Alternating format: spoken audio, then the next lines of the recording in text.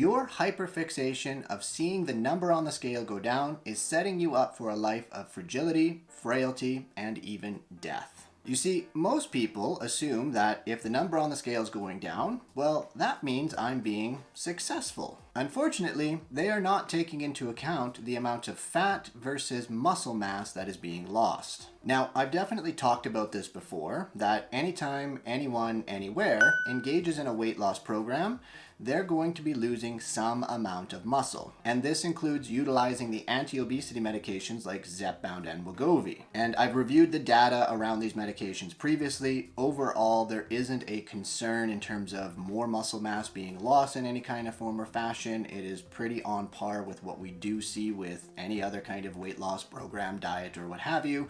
So it's not a concern in that sense. If you want more data and information, check out the video down below. Regardless, our goal is really to preserve and maintain as much lean muscle mass as we possibly can, and so that's what we're going to talk about today. And hey, if you're already subscribed to my channel, thank you very much for the ongoing support. If you haven't subscribed to my channel and you are of course probably enjoying this content, well then you definitely should do so to not only make me feel super good about myself every time I see that subscriber number go up, but you're also going to get to keep watching and tuning in to some amazing content. So check it out down below, hit that little subscribe button, and don't forget to turn on the notifications. Now, don't get me wrong, losing fat can definitely confer health benefits, but if at the same time we're stripping away our precious muscle mass, it might not be a problem now, but 20, 30, 50 years down the road, it's going to turn into a pretty big issue. You see, muscle mass and your muscle strength are foundational to your long-term health and wellness. Muscle is what allows you to move and engage in your daily living activities, everything from cleaning the house to when you're traveling and lifting your carry-on luggage into the overhead bin of a plane. It's also going to prevent you from having falls, breaking bones, and maintaining your independence long-term. It's also crucial for our metabolic health because it helps with glucose and sugar metabolism, and it helps to improve insulin sensitivity. As well, when it comes to losing weight, the more muscle mass we have, the easier it's going to be to keep that fat off because our metabolism is going to be higher because of our muscle. And of course, all of the above is going to help prevent things like diabetes and cardiovascular disease. So right now, you may feel great with the weight that you've lost, which there's nothing wrong. Kudos to you, you've lost weight. It's very hard and challenging to do. But how is your strength? How long does it take you to go from a seated position in an armless chair to standing up and sitting back down 5 times in a row? Is it more than 15 seconds? Was it hard? If you answered yes to either of those questions, you might be in trouble. Unfortunately, when it comes to our muscle mass, basically after the age of 30, the amount that we have begins to decline over time. So if you're 50 years old right now, and you just struggled with that activity that I just talked about and doing it in less than 15 seconds, 10 years from now, you're going to be in an even worse shape. So hopefully it's now clear that losing weight is only half of the equation. And any health benefits that we may confer from losing fat are going to quickly evaporate if we're not building and maintaining our lean muscle tissue. And hey, if you're looking for some additional support on your weight management journey, maybe you don't know what to eat, maybe you're worried about the amount of muscle mass you have, then you definitely want to go to the links down below. You can either book a one-off one-on-one consultation with myself and we can just have a quick chat and get you on your way, or you can shoot me an email and we can talk about longer, long-term coaching options where I can help and support you to be successful on your weight management journey today and forever. So, we know that there's a problem. What exactly do we do about that problem? Well, there are 2 things in particular we want to focus on.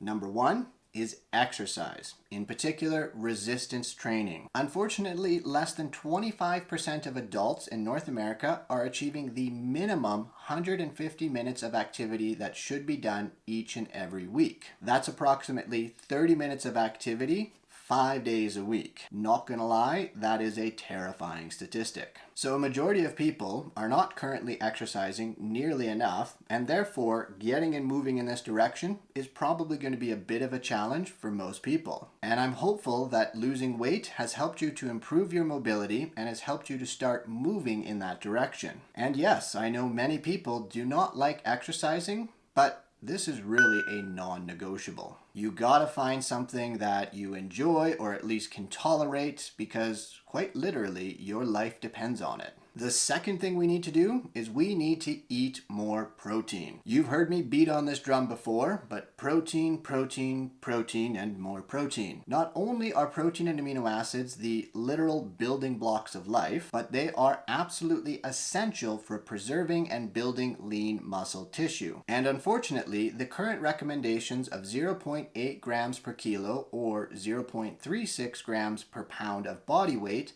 are great for telling us how much protein we need in a day to survive, but they are not nearly enough to actually thrive. And I have multiple patients that are referred to me who are barely achieving that amount of protein to begin with. In reality, we want to aim for a much higher amount of protein intake through the day, approximately 1.6 grams per kilogram of body weight or 0.8 grams per pound of body weight per day. So to give you a bit of an example, let's say you're 220 pounds or approximately 100 kilograms. Based on those calculations there, 80 grams of protein is the minimum amount of protein that you should be taking in to survive. But in order for you to thrive, you need to double that amount of protein to about 160 grams of protein per day. And I actually have a fancy dandy calculator that you can check out down below. You can input all of your information in terms of your activity, your height, weight, age, all that good stuff,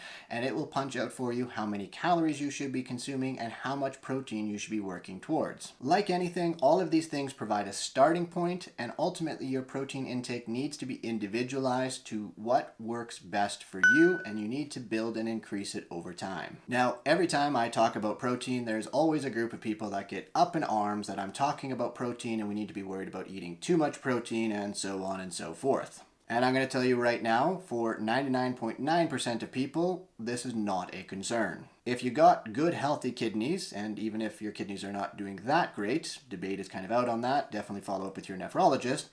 Eating too much protein, you're probably not going to get anywhere near that. You see, for someone who has normal functioning kidneys, the upper safe limit of protein that we currently have at present is 3.7 grams per kilogram of body weight per day, or 1.7 grams per pound of body weight per day, which for our 220 pound or 100 kilogram individual is 370 grams of protein each and every day. And if you don't realize it, that is a stupid amount of protein. So to give you a bit of context, one standard egg has approximately 7 grams of protein, and one standard chicken breast, not the Costco chicken breast that's like mutant size, has about 25 grams of protein in it. So if you were to eat just eggs or just chicken over the course of the day, you would need to consume 53 eggs to reach that 370 gram mark, or 15 chicken breasts over the course of a day. That is a lot of protein. So I assure you, getting too much protein is not going to be your problem. It's going to be just getting enough to meet that thriving number of protein that you need. So, as I said, losing weight is fine and dandy. There's absolutely nothing wrong with it, and it can confer health benefits. However, if that is the only thing that you are focusing on, well, you may be setting yourself up for some negative consequences down the road. If you want to travel, be active, stay off medication, maintain your independence, do all the things that you want to do later on in life, you need to be working towards building and preserving as much lean muscle tissue as you possibly can at this given point. And I definitely do not say this lightly, because I see this every single day in my practice. The people that take this to heart and they start exercising more, they start eating more protein, having plenty of whole foods and everything like that, they do substantially better, not only today, but 10, 20, 30 years down the road. They maintain their activity levels, they maintain their quality of life, instead of just slowly walking towards death. And if you're at all worried that maybe it's too late, maybe you're too old now, what I can tell you is that it is never too late to start. There are plenty of examples, in my practice included, where people that have been 60, 70, 80 years old, and they've started to move more, and they have substantial health gains and start to reverse some of the effects that they have going on. But the key thing here is you gotta start. So that is it, and that is all for today, you beautiful people. I hope you enjoyed the video. Of course, if you did, don't forget to share it with your friends, family, and everybody in between that might get some benefit from it. As well, thank you for the ongoing subscribers. Your support means the world to me. If you haven't subscribed yet, then you definitely need to hit that subscribe button down below so that you don't miss out when I put out more content. As well, don't forget to sign up for the OG members membership side of my YouTube channel. Every month with the OG members, I do a monthly live where we talk about topics that don't show up in my regular YouTube feed. As well, I do a live Q&A with those members, so I answer your questions in real time. If you've got them, if you have concerns, bring them to there and sign up today so that you don't miss out. As well, check me out on my other channels at The Official Dr. Dan. We're on the Tick, the Talk, the Gram, you name it, we are out there. And as I always sign off, please remember that it's going to be those small tweaks that lead to the massive peaks.